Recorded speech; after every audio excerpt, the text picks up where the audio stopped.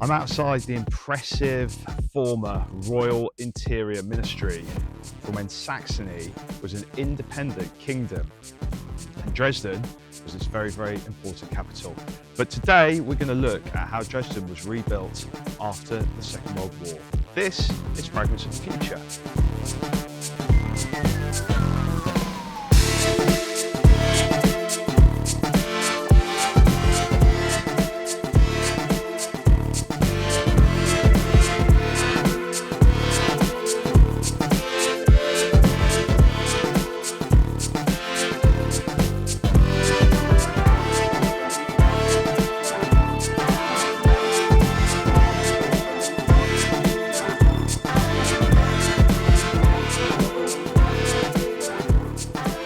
I'm starting today with a philosophical question that reminds me of my philosophy classes at university.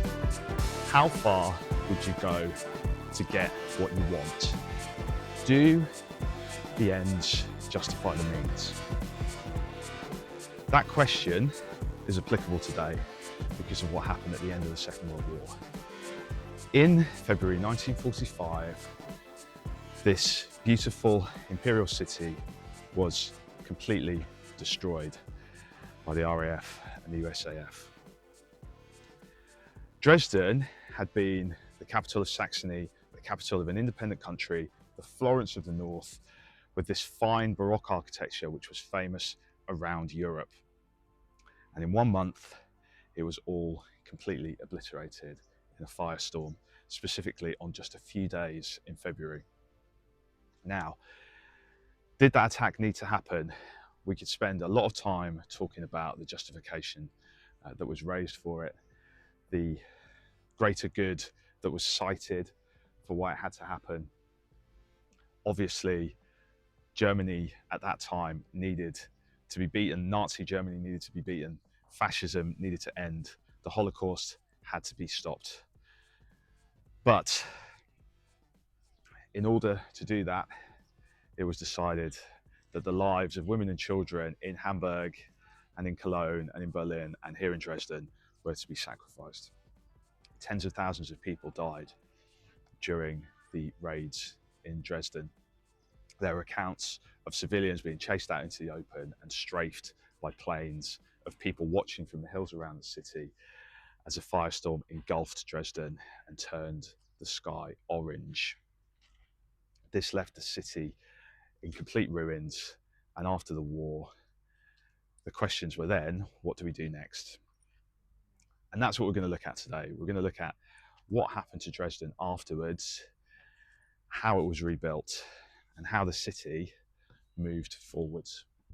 On a beautiful sunny day like this, sat by the Elbe, it's not hard to understand why Dresden is one of the most visited cities in Germany. This Baroque city centre had stood since 1700s, the seats of the Saxon monarchs. And it was all wiped out in just a few days, a few nights in February 1945. We took the moral high ground during World War II. We said that it was a fight for the right things against evil, that we were on the right side of history, Britain and the US. But during this attack on Dresden in 1945, the war was nearing its end. Was this a strategic target? Well, perhaps it was, but also firebombs, incendiary devices were dropped, which destroyed the entire city. They were designed to burn the city to the ground and to create this firestorm that would engulf the city. It sucked the oxygen out of the air. People died from suffocation. The Frauenkirche here stood for 2 days before it eventually fell down. And those ruins became emblematic of the city. St. Paul's was, I guess, a symbol of London withstanding the Blitz. It stood among the fires, but the dome of the Frauenkirche here in Dresden couldn't survive that. but that attack was more intense than what London ever had to suffer. So at the end of the war, the church was in ruins. The East German government decided to leave those ruins as something of an anti-war memorial. Don't forget as well, once it had become a part of the communist world, East Germany was very different to West Germany. Religion was kind of suppressed under communism. So maybe there wasn't the incentive there for them to rebuild the church at that time. They also saw Christianity as a possible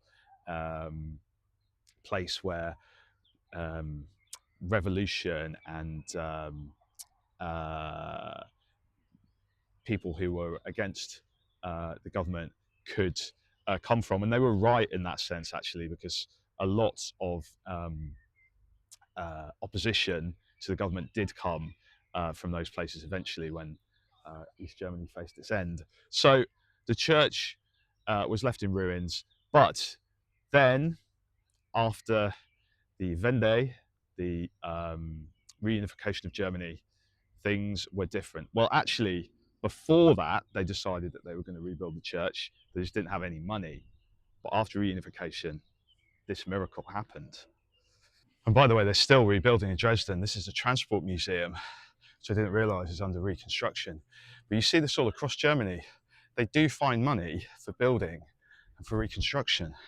So they decided that they wanted to rebuild the church, but they couldn't find the money. Of course, East Germany was in ruins. There was no cash left.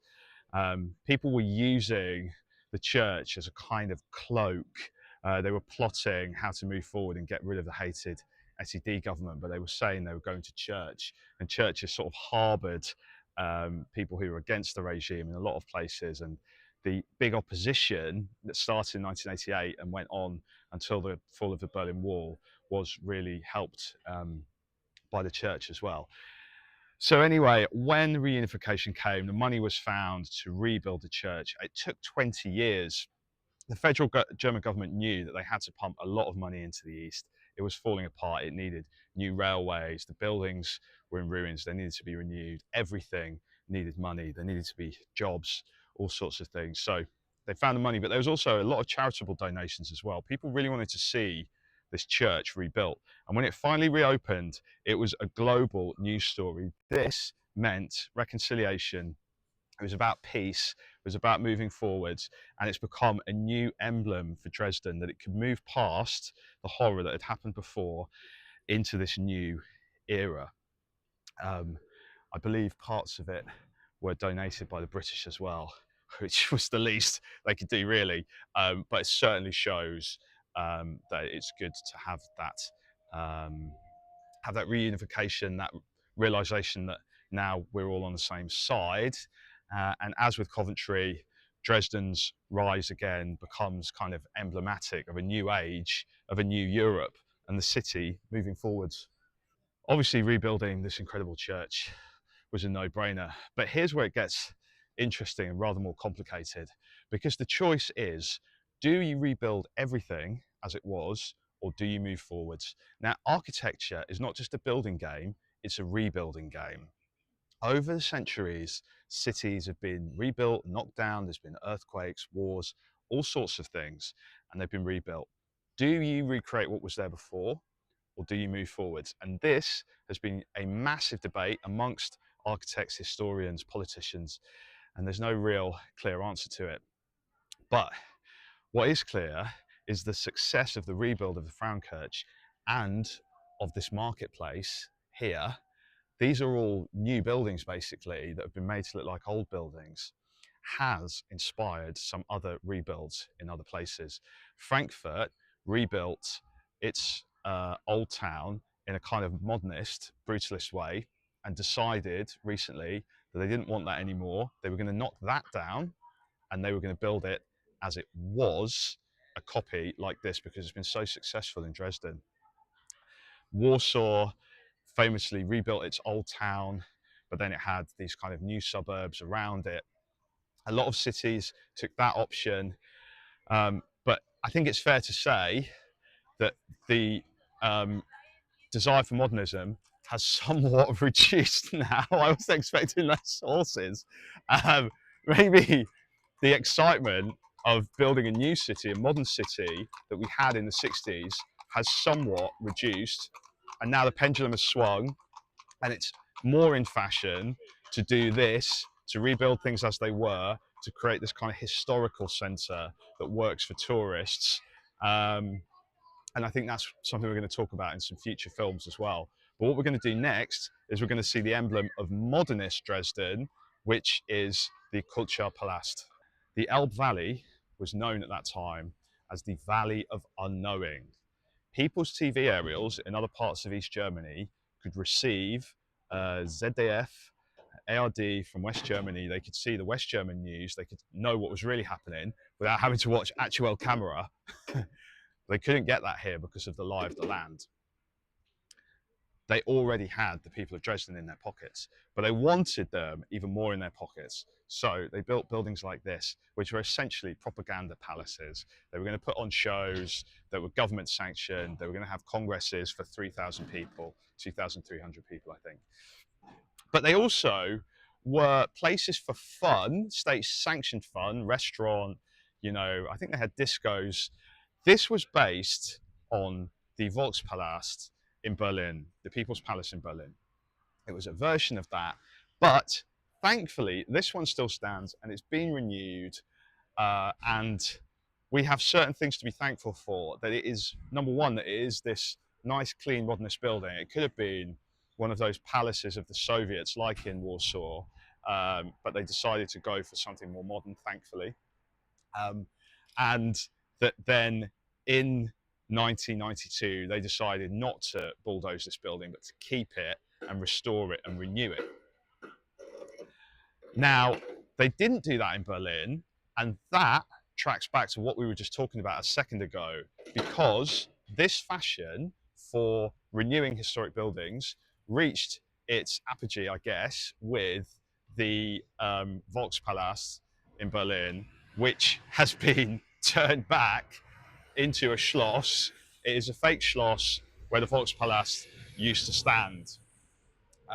They cited asbestos as a reason why they couldn't keep that building, but I'm sure they could have restored it in its own way. But now it's this bizarre renewed palace, which has not gone down necessarily very well in Berlin. But anyway, the Kulturpalast in Dresden still stands. The doors on the Kulturpalast are famous. They show parts of Dresden history, and this is shown from 1945 to 1949. But as you just saw, they're now automatic. Germany's great at things like that. Something tells me that in the East German times, those doors were not automated. Inside the Kulturpalast, it's giving airport, isn't it? I love these clean lines. I bet Schönefeld Airport in Berlin looked a little bit like this back in the day. This building is absolutely glorious. I want to tell anybody who's got a problem with mid-century architecture to come here and try and hate this. It has been renewed in the most perfect way possible. The finishes are so high quality, and it makes the original idea of the building shine. It is close to a perfect modernist building in my mind. The murals, the tapestries, the lighting, the space, the light. And even today, there are these places where you can just sit. It's a public space. Anyone can come here. You don't have to buy anything. You can work, you can sit, you can look, you can talk. There's a library. It's brilliant. I can't sing its praises enough. Here's a funny story though. Now, everywhere in Germany, you get these sort of tall tables you can lean on. Now, I'm a devotee of German things. I spend a lot of time here. I've noticed these things everywhere. Normally, they look horrific, but even here, they've managed to make these stupid tall tables look rather elegant. They have them at all kinds of events, conferences, wherever people gather, wherever Germans gather, you'll find these tables. I guess so you can lean on, have a beer, whatever. Now, I remember coming to an event here. I've been here once before, a few years ago. I came to a tourism event here, one of those things where people wear lanyards and there's ministers talking about stuff, people doing bad networking, that kind of thing. But yeah, I remember being here, getting very drunk on sect, and just thinking it was a great place for that conviviality to happen. Okay, final stop for the day, Prager Strasse. This was rebuilt as the main shopping street for New Dresden, inspired by the Lion Barn in Rotterdam. You can also see, I guess, similar sort of designs in Coventry for a long pedestrianised street with shops on either side, department stores and stuff like that as well. Said this before in Germany, but you don't see the closed shops that you see in Britain. Seems to be a lot of open shops, lots of people shopping here. You hear lots of different languages, very cosmopolitan area. But yeah, it's definitely got that DDR feel with the excessively wide and long avenue, plus these regulation tall blocks on each side. What more would you expect? There used to be water features running down the middle, and I guess the only shame is that they are no longer working. But that's the case with a lot of water features, isn't it? You see that in various other places as well. Birmingham Central Library was supposed to have these wonderful water gardens, and instead you just see this like hole with a child's toy pram and doll pushed into it, which looks completely dystopian. So I've come to the Saxony Centre for Architecture, which I think is a perfect place to finish, because this is where architects and designers are looking at the future and how they're going to rebuild Dresden in the years to come. I hope you've enjoyed watching this episode as we've looked at the rebuilding of Dresden. As always, I would love it if you could subscribe, and feel free to leave any comments below as well. And tune in soon for another episode of Fragments of the Future. My name has been Christopher Beamland. Thank you, and auf Wiedersehen.